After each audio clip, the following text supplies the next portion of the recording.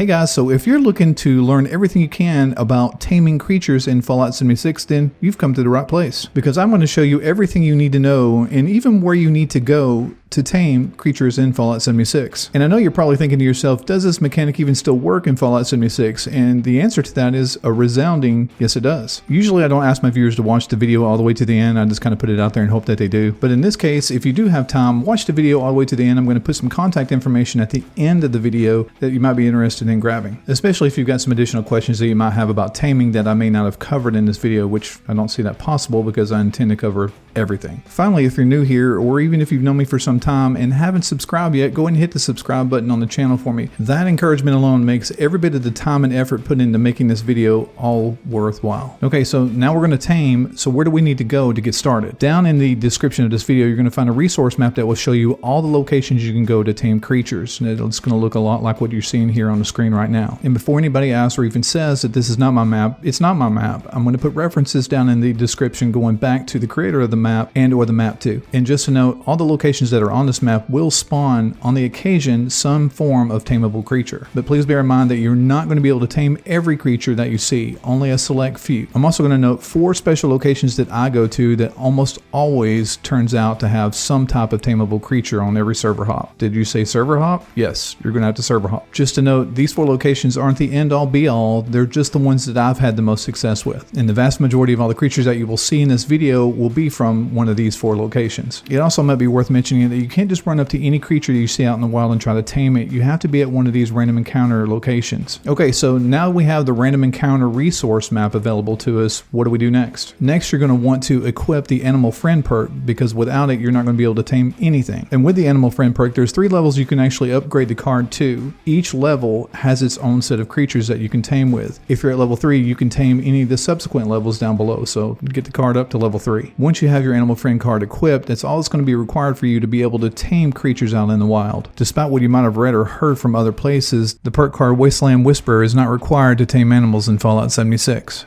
In the past, your charisma had some level of effect whenever you're taming creatures, but it's not so important now. Your charisma only needs to be high enough to match whatever the level of the animal friend perk card that you have. For instance, you only have 1 star in animal friend, you only need 1 charisma. You have 3 stars in animal friend, you have to have 3 charisma to make it work. Okay, so you have some questions about camps and camp budgets. We'll talk about it in just a second. I just want to go through the process of actually taming a creature. When you travel to one of these random encounter locations and you happen upon a creature that is there, if you get relatively close enough to it, the option to tame it will pop up. Now you have to have your perk card already equipped. That's the animal friend perk card already equipped before you enter the area, otherwise you're not going to be able to tame it. Okay, so quick statement about the level of the creature that you're trying to tame. To be able to tame the creature, you're going to need to be at least at the same level the creature is or above it. There's always going to be some exception to this rule. I won't go into all the details of that. I'm not going to bore you to death with that, but just try to be the same level as the creature you're trying to tame. And it won't matter anyway if your animal perk card is already at level 3 anyway, because you're going to be level 50 and above. Next, once you have tamed the creature, it will ask if you want to send the creature back or if you want to replace the existing creature that you already have in your camp if you've already tamed one before. And just to note, you can only have 1 tamed creature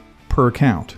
Not per camp, but per account. Anyway, once you've tamed the creature and it goes running off to head to your camp, don't follow it, leave it alone. It'll eventually get there. And just bear this in mind, it's truly traversing the ground from where you actually tamed it to where your camp location is. So it may take, a couple of minutes, or it may take, a half hour, just depending on how long it takes to travel from where you tame the creature to where it's actually going. Okay, so what happens if you get logged out of the game before the creature makes it back to your camp? Which is a really good question. And the short answer is nothing happens. It will eventually make it to your camp no matter if you log on and log off 15 times. It will eventually get there. Okay, so it's made it back to your camp. Where does it go? Your tamed animal is tethered to your camp module, so there's a small radius that it has to, kind of pace around in. You'll need to move your camp module around some if you find that your tamed animal is getting trapped inside, buildings or other structures. Okay, so what about budget? How much budget is it going to take up in my camp? Well, again, in previous versions of Fallout 76, it actually did take up a portion of your budget. The bigger the creature, the bigger the budget. But in one of the previous updates, and I'm talking like, 1,000 years ago, they changed it so that it doesn't take up budget, but it's attached to your actual camp, which means 1 account, one tameable creature. When I say account, I'm meaning character. You can have up to 5 tameable creatures based on how many characters you have set up. And no, your creature is not bulletproof just because it's inside your camp, and other players can actually kill your creature if you engage in PvP, so be careful with that. And in fact, one day you're eventually going to sign on and your creature's not going to be there at all. Whether it gets lonely and decides to head off into the sunset by itself, or it dies, whatever the case is, it may not be there. So you'll have to go tame another one. So yes, it could be 6 months, it could be 6 weeks, it could be 6 minutes. It's just the nature of the beast. Okay, so let's talk about some of the newer fun stuff about taming. First off, if you've got multiple camps in multiple camp locations, you want to know whether or not your tameable creature is going to be shared between all those camps. And the answer to this is yes, it will be shared between all the camps. There are going to be some things that you're going to want to take in consideration. If you activate another camp that you have in Appalachia, your tameable creature won't instantly move. And I don't care if those two camps are sitting right next to one another. As it stands right now, if you roll up your camp or if you change camps, you're going to have to log out of the server and back into the server before your tameable creature will show back up in the new location. And sometimes, and under certain circumstances, your creature will actually morph whenever you change it from one camp location to the next. I had a level 50 Deathclaw, and it turns out when I moved it to another location, it turned out to be a level 100 glowing Deathclaw, which is one of the rarest Deathclaws out there. If this is something you'd like to experiment around with, you can put your location just outside of Foundation and see what your creature turns into. And I know being outside of Foundation, it transferred my Deathclaw into the level 100 that it is there, but when I move the camp back to the original location, it transfers it back to a level 50 Deathclaw. When you're out looking for your tameable creatures such as the tameable Mega Sloth or the Deathclaw, just know there are no guaranteed spawn locations. None. All the random encounter locations that you see on the map are just that, random encounters. You're just as likely to run into a tameable dog as you are a Yogwa or a Mirelurk King. And like I said earlier in the video, these 4 locations serve me very well. I have a lot of great luck finding tameable creatures at these locations. And for me, I just create a circuit,